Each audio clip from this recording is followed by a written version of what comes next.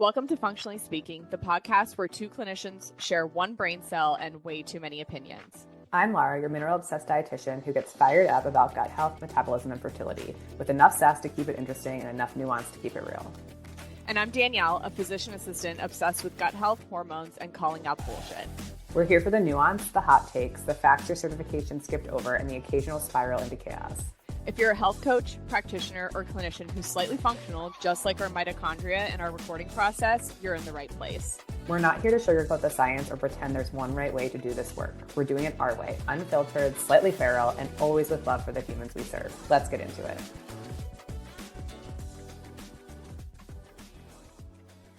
Welcome back, welcome back. That's what I hear in my head every time. Welcome back. Whenever we start an episode, that's all that I hear in my head. So the people are welcomed. But welcome back to Functionally Speaking. It's been a minute since we've recorded. I know, because life, man. I know. We need an extra day in the week. I know. And the same time zone. The time zones make it hard, too. It does. It really does. But we just did your minerals talk, which was so good. I know. I'm like, do I have any voice left? I guess. Here we go. Do I have a brain cell? No. I know how I feel after I do like talking engagements, and I'm just like, yeah, I can't wait. I feel like everything's spinning. I'm just really like, I don't know what you're saying, but it's fine. Sounds great, kids. All right. What are we going to talk about today? Perimenopause. Is it a fad or not?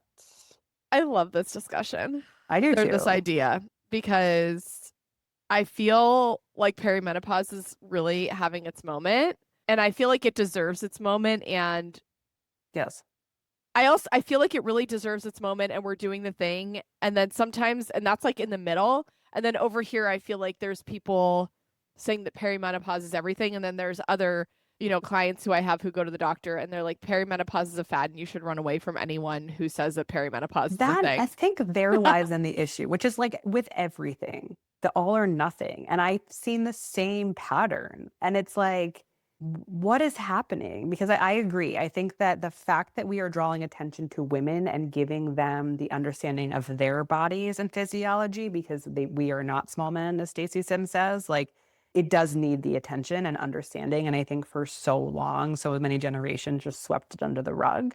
But to say that I work with a lot of women in their late 30s, and not every single one, I would say like 50% of them have been told it's perimenopause. And I'm like, okay, could it be? Maybe. Is it? Probably not.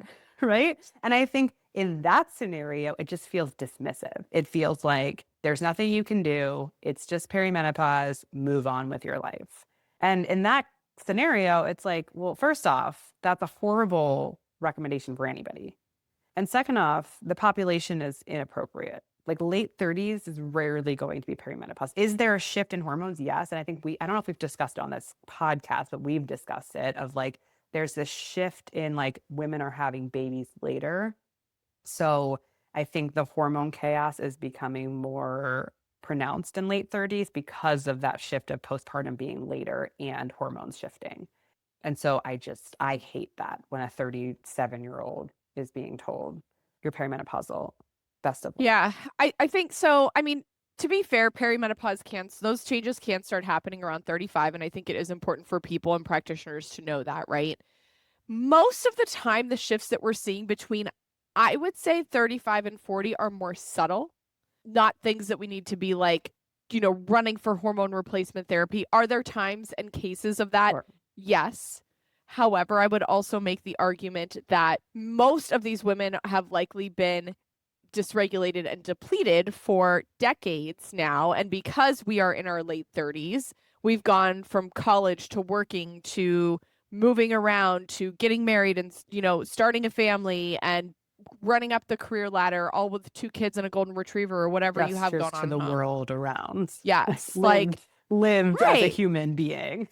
Right. And so many people, I feel like, just especially women, power through and they just put their nose to the grindstone. And so then when they hit 37 and they go into their doctor's office and they get a shitty CBC, TSH, CMP workup, they're like, I don't know, everything looks great. This is comprehensive. Must be perimenopause. And they get sent on their, and they just get sent on their way. Yes. And Yeah. You With know, no context and no review of like, are you even drinking enough water? Are you sleeping enough? Like the basics are not being addressed and perimenopause is being slapped on inappropriately, in my opinion. And I agree. Like we know that it can start earlier, but like, is it starting earlier or are women just more depleted and dysregulated and not actually being supported in the means that they need and whatever? It's just, it makes me really mad. And then on the flip side, being dismissed too of like, it's not hormonal. Like, it's not yeah. cause. It couldn't be, right? Like that's also dismissive and uneducated. Yeah, and I mean, so I mean, perimenopause takes up really a span of 10 to 15 years of a woman's life, typically. That's average, right? Where everything is literally shifting and changing. Our brain literally remodels. Literally, and I mean like listen, I'm telling you. That is such a female thing to do. I Like know. we're like, I'm bored with this. I'm gonna remodel my this room. Let me just remodel my brain while I'm at it. Yeah. And so there are tons of changes. Like you have hormone receptors on every single cell of your body. So perimenopause really does, I don't want to say does, but can and does affect every system, right?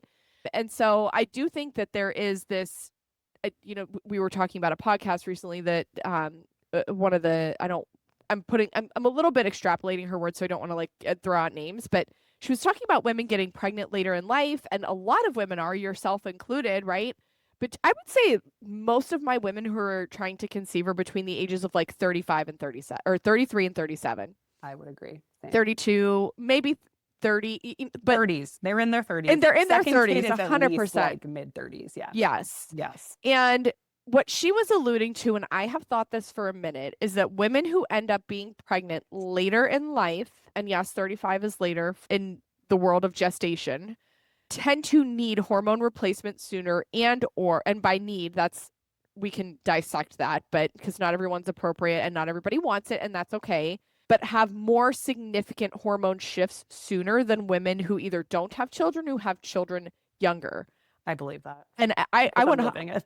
I 100% believe it. And I have a couple of clients right now who I'm like, I think you need HRT. And they're between the ages of like 37 and 41 ish.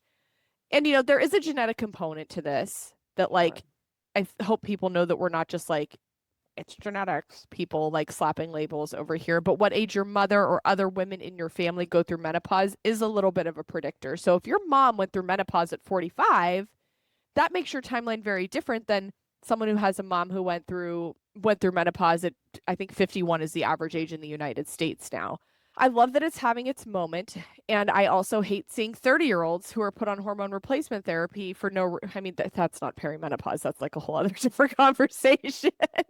But Well, I had a even like, friend, and shout out if she's listening, but she's young 30s, and she went to her doctor, and her doctor was like, "Oh yeah, let's just put you on an estrogen patch." And she asked me, and I was like, "It just feels." First off, we didn't do any testing, right? Like she had no testing done, and I said, "You also are in a stressful season of life, which you know, and like that seems like maybe we have some other dollar bills to pick up before we, pick up the pennies." Like the and it's just I think that's the problem is that I think some providers are looking in a lens like so their lens, right? They know how powerful HRT can be, which it certainly can. 100%, sign me But up. right, but like do we have to be more, I think, pragmatic about how we're using it of like at 30, if you're struggling to produce enough hormones, we need to ask more questions before we just say, "Oh yeah, sure, take an estrogen patch." Because like yeah, but if she's not sleeping, if she's not eating enough, if she's stressed out the wazoo, if she's not drinking water, like there's so many things that can be impacting someone's hormone production at a younger age.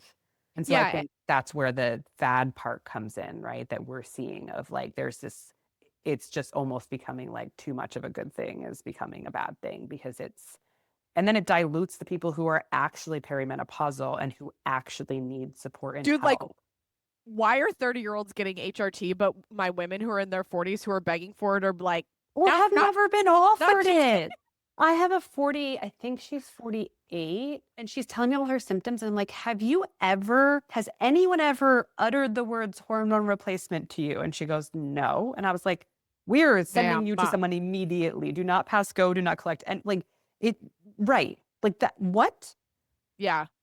Yeah, I totally agree. And I think what might be helpful and productive for practitioners listening is like red flags if they have a client who's coming to them or a patient or whoever saying like, "Oh yeah, I was put on HRT. I'm in perimenopause. My doctor said it was perimenopause." I think like one of the biggest things for me is lack of workup. Like you kind of said, like your friend didn't have any testing, or like they tested a CBC, a TSH, and a CMP, and they're like, "Oh, nothing else is wrong. It must be perimenopause." Like we need to be asking questions about lab workup before. I don't want to, and it's not that you don't want to believe the person that you're seeing, but they're just being like they're just Well, you want regurgitating what their appropriate, doctor said, right? right? You want appropriate care. I think what's crazy to me is how many doctors I will hear say, like, oh, it's just hormonal. What hormones? Which ones are you testing? Like, what? And like, then you ask them to test a hormone panel, and they're like, no, we don't need to test that. So No. then how do you know it's hormonal? You're just assuming like blood sugar spikes can cause similar Dude. symptoms. You know, like, do we know it's insulin resistance? Do we know it's thyroid issue? Do we know it's estrogen, low estrogen? Like, let's, like you said, give some freaking context. Well, And yeah, and it's like most of these doctors too, they'll say, "Oh, it's perimenopause or it's hormonal," but they're not, they refuse to test a fasting insulin or a full thyroid panel. It's like this person could, I don't want to say could just, but I don't mean it like as an insignificant, but like could really just have a thyroid problem and under eating and have some nutrient deficiencies, and their hormones are totally fine after that. Like give them 3 to 6 months. If they start eating enough, their thyroid kicks in, yes, preach.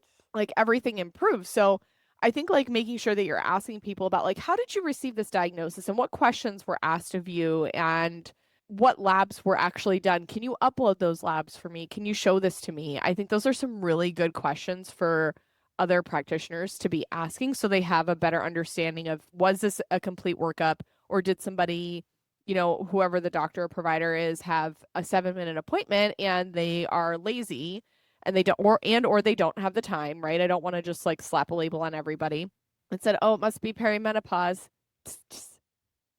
And here's the sad thing too is that like if women are experiencing that, if it actually is perimenopause, right? On the flip side, there's so many things that we can do to make that time and transition better for women. And there's no discussion of that. It's just like, oh, I literally had someone come to me who saw a doctor who was at the clinic I was at previously, and I was told that she was told, this is from her mouth, well, you should just suck it up and deal with it like women have for decades. Uh, okay, that's helpful. Love that. And I just want to know, like, do you tell your men that when they need Viagra and when they want No, testosterone? no, No, a of course man not. can walk into a clinic and be like, my dick's not working, and walk out with Viagra and TRT in like 6 seconds. Correct. It is such a double standard. Well, Such a because double there's standard. also this belief around women being dramatic and women being hysterical, right? Like Yeah. there's that belief that I don't think has gone away. I think it's gotten better because women are standing up and they're doing the research and they're being the loud voices. But unfortunately, there's also women who don't see it that way. No, Oh. it's awful. If you can get some of the foundational stuff taken care of, a lot of women will see improvements. Even if they need HRT, it's important. Like, that's the other thing is like how many women are being thrown on HRT with no support? Like, I've seen that too. And they're like, it didn't work. And I'm like, one, it You're could a be a, dumpster fire. right. Like, could it be that the provider didn't know appropriate doses? Like, obviously, that's out of my scope. Obviously, that could be an issue. But like, right, if they already were a dumpster fire, if there's insulin resistance, if there's thyroid issues, if they're skipping meals or eating two, calories a day, like that's obviously not going to Totally. help HRT be effective. I say this like I talk about HRT like I talk about Ozempic, is that you cannot throw these medications. Ozempic.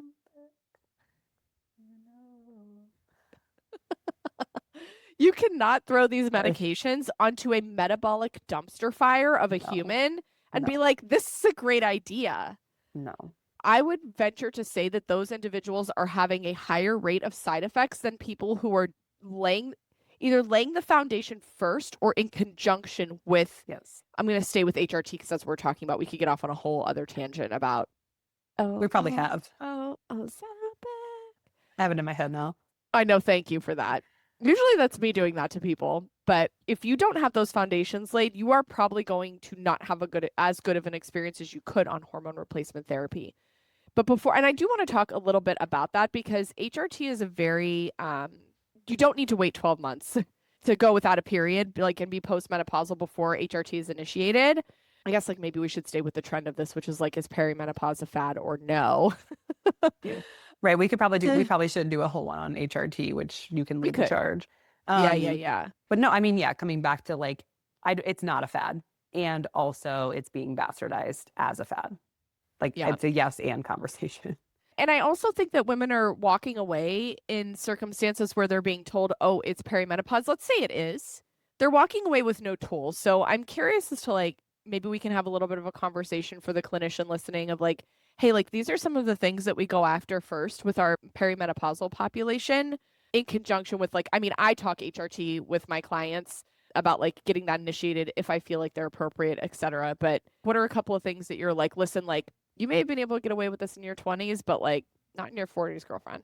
Oh my God, where do I even start? Blood sugar is usually the first one for these clients. Usually there's some level of insulin resistance or just like, especially the women who are of a certain age, they're used to being on a diet. So they have some disordered tendencies. So they skip breakfast or they eat a good lunch, as they will call, quote unquote, which is a salad with chicken. And so they're not It eating always says a salad with chicken.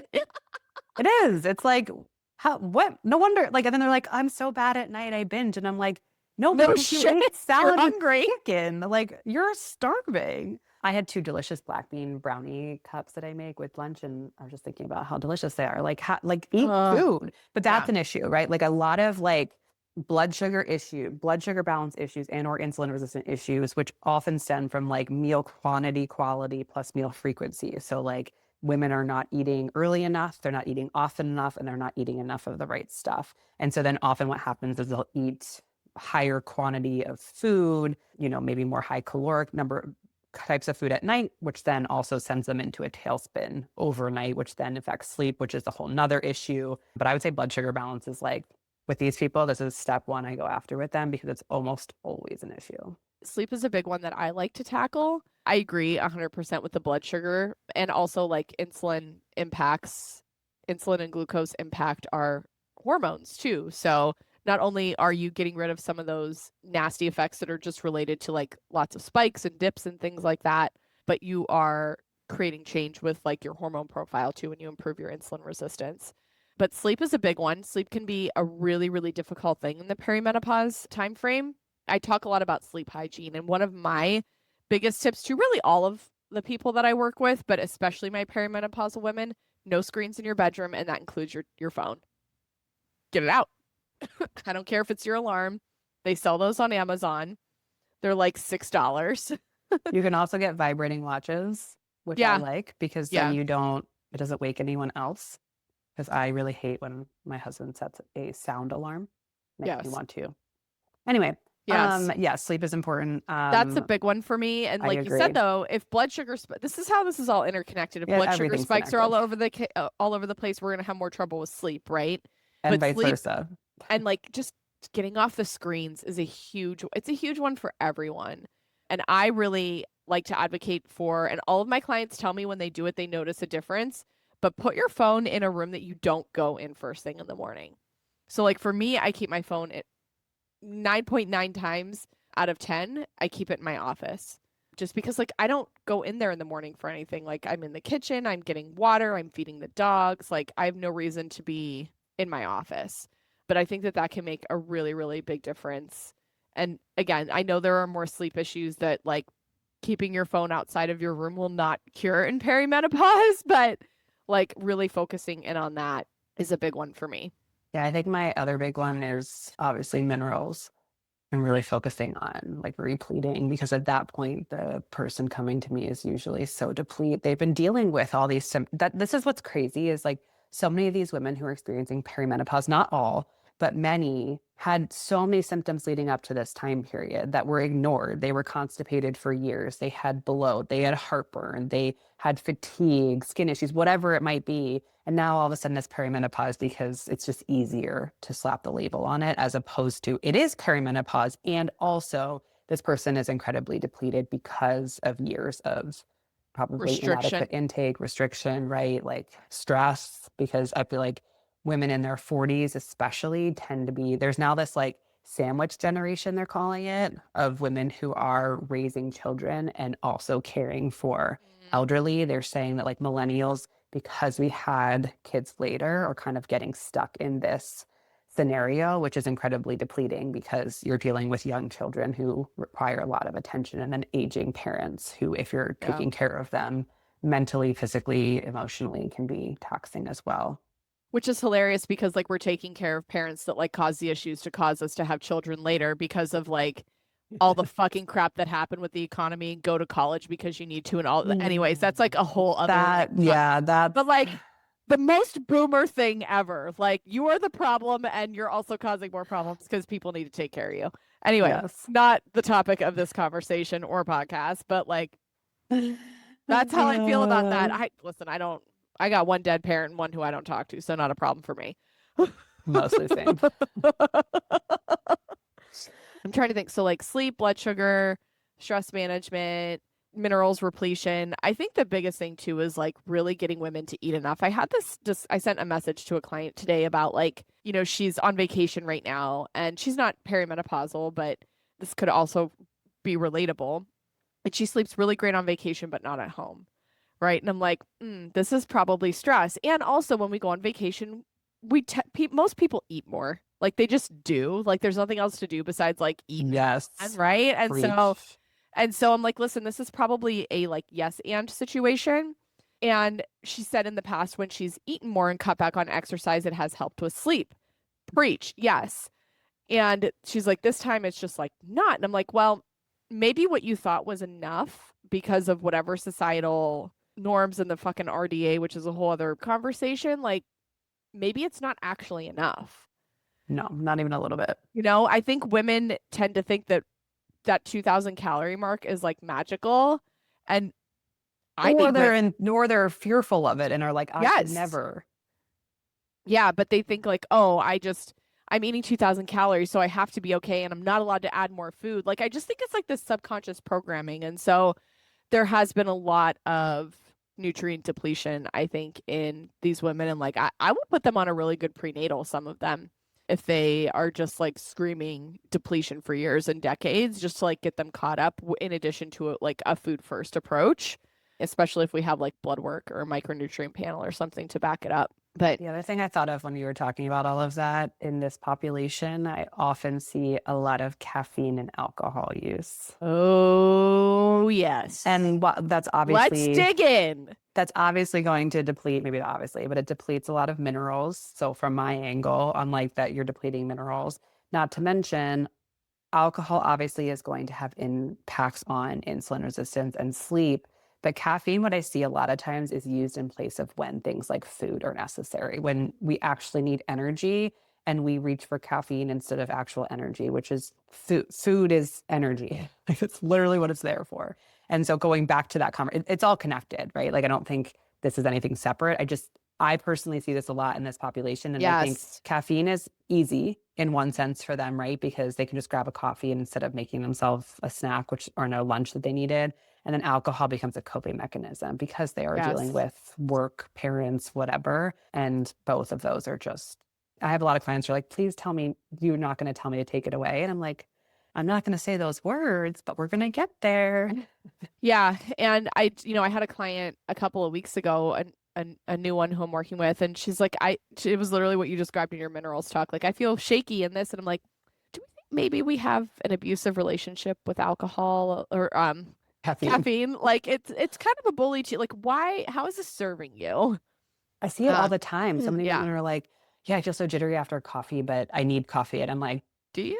I I think the had co- call is coming from within the house. Like, I had you don't coffee need it. yesterday for the first like one shot of espresso, and I literally felt like I was on cocaine. I can't do it. I'm good on that Can't do it anymore.